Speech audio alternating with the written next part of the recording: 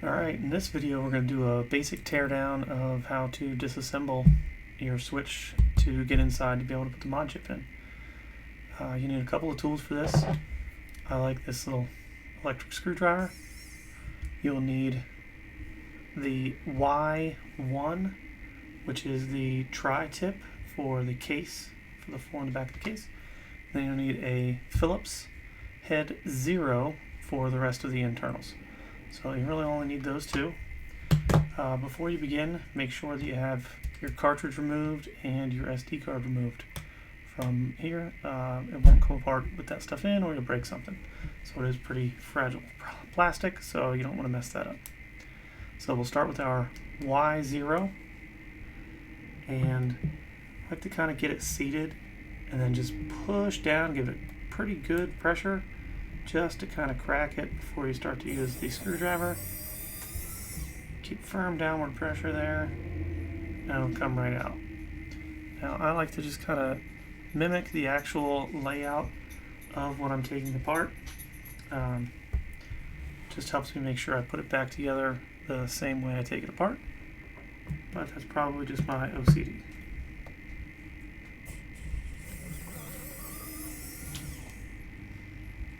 So these are the tightest in there, always. So you really just want to make sure you're putting pressure on there so that you don't strip anything out. I haven't ever stripped one of these, but I'd imagine it's not fun to try to replace it.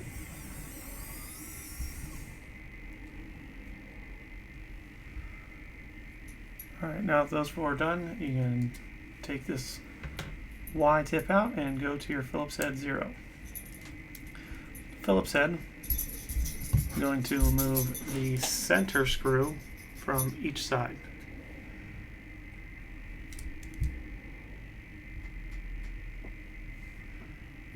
Alright, again, that same kind of firm pressure. Get it started. But these are much easier. Do the other side.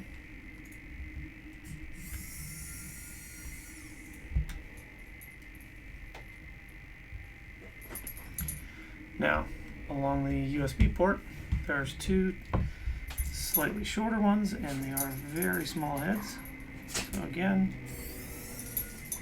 make sure that the tip of that driver is in there so you're not stripping any of those screws.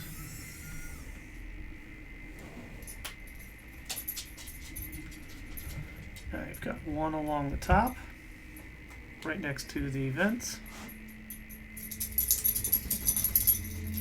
Boy, sorry, my dogs are being super obnoxious in the background here.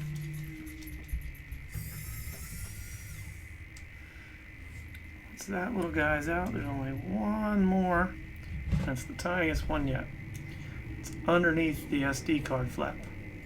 So if you can lift that up.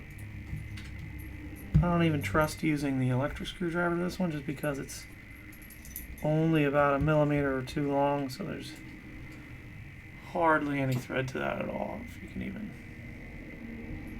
I don't even know if we'll be able to focus on that. Yeah, it's just the tiniest little screw ever, so don't lose that guy.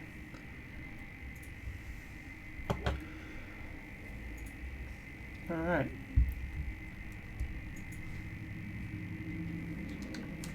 Now we've got that off, should just ever so slightly give it a little jiggle.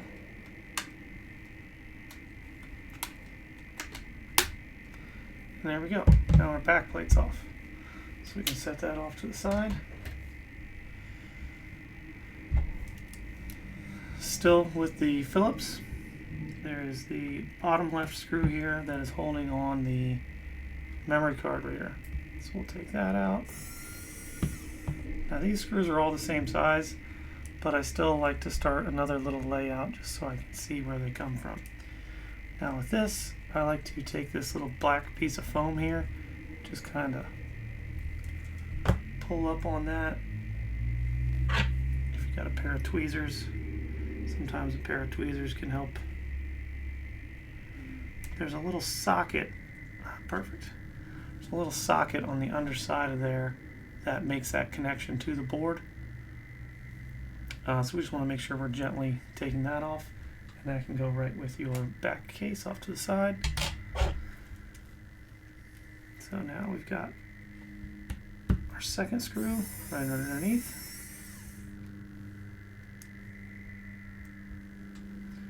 One dead in the middle. Right underneath your fan. We've got our opposite corners on the bottom.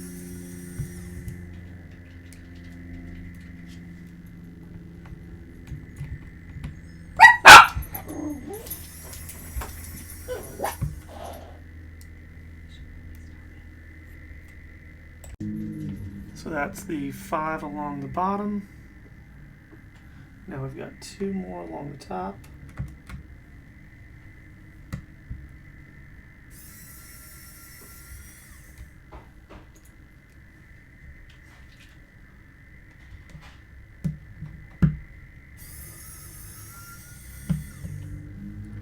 And this big metal heatsink should now come off.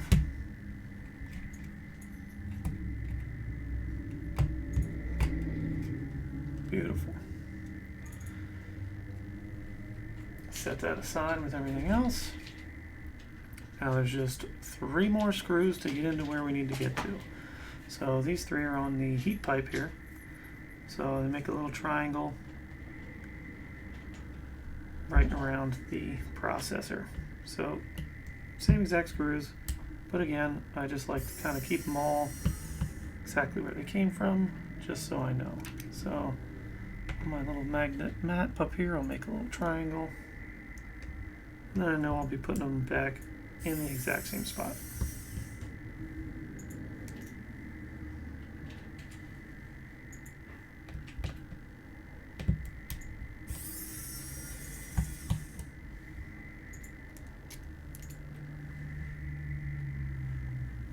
Perfect. Once that's up, now all we have to do is get a fingernail underneath.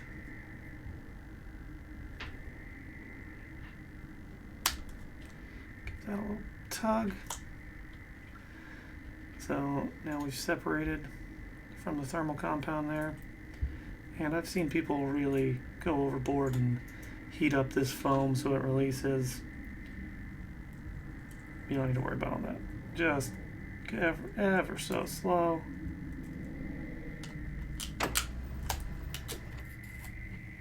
And we'll call that good enough for government work.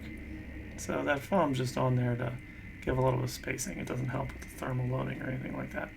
So take our heat pipe, put that in the parts pile off to the side, and now we're left with this beauty. So all we've got to do is get this CPU cover off of there, and then we're ready to go. So before we do that, we want to make sure we disconnect the battery now that we're kind of getting into the guts of this bad boy. So I've got these tweezers that have a pretty funky angle on them. Makes it pretty easy to kind of get under here from the wires and just pull straight up. So it's a weird connector. Never seen anything quite like it, but to reconnect them, you just line it up and push it straight down. So now that we know we don't have any juice to it, we can attempt to just pry this off. I've seen people go overboard and they try to do all sorts of things with getting the little picks in here to each of the little pins around there. If you got a little pocket knife, you can, with a decent point, you can usually tell where this thing's a little loose and where it's biting. And with any luck, once you start it, it just kind of wants to come off. So now that I got this whole back section just kind of up where our memory is, if you just kind of get under there and give it a little jiggle, boom, that's it. You don't have to worry about bending any of those tabs and all that stuff. And now you're into the heart of it. So the next step would be to actually solder in your ribbon cables and get ready for this mod chip.